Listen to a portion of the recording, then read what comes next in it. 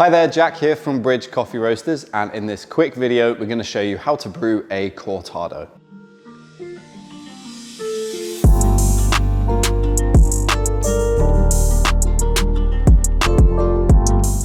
Before we get into the recipe, if you enjoy this video, then please feel free to leave a like and subscribe to the channel if you're new.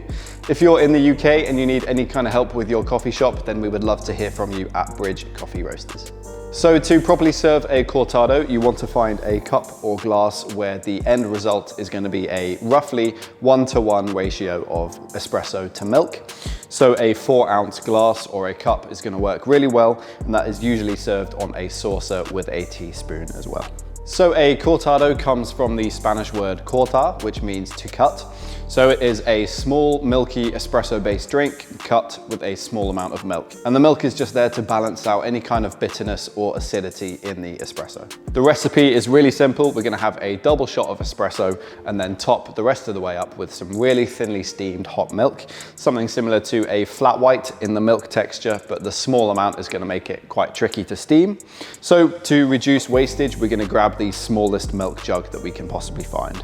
For the espresso, we're going to use an 18-gram dose to give us 36 grams of liquid espresso in somewhere between 26 to 30 seconds. Fill your milk jug up to just below the rim of the spout, just to reduce wastage as much as you can. Okay, once you've pulled your espresso, time to steam your milk.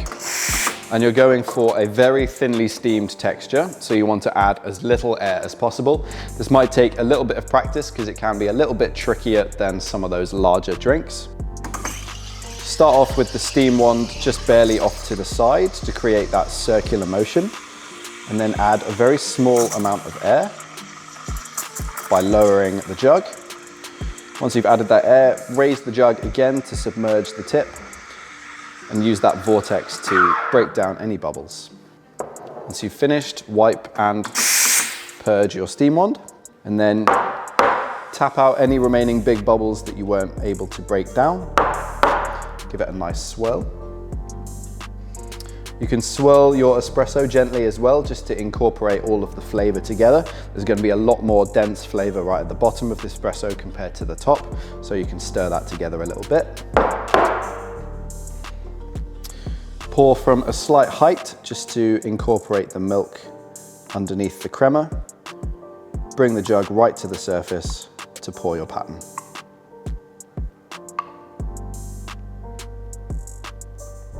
Compared to a latte, flat white, or a cappuccino, it's definitely one of the harder milk drinks to steam and pour your latte art for. So start off with some of the more basic patterns like hearts and tulips, and then progress from there.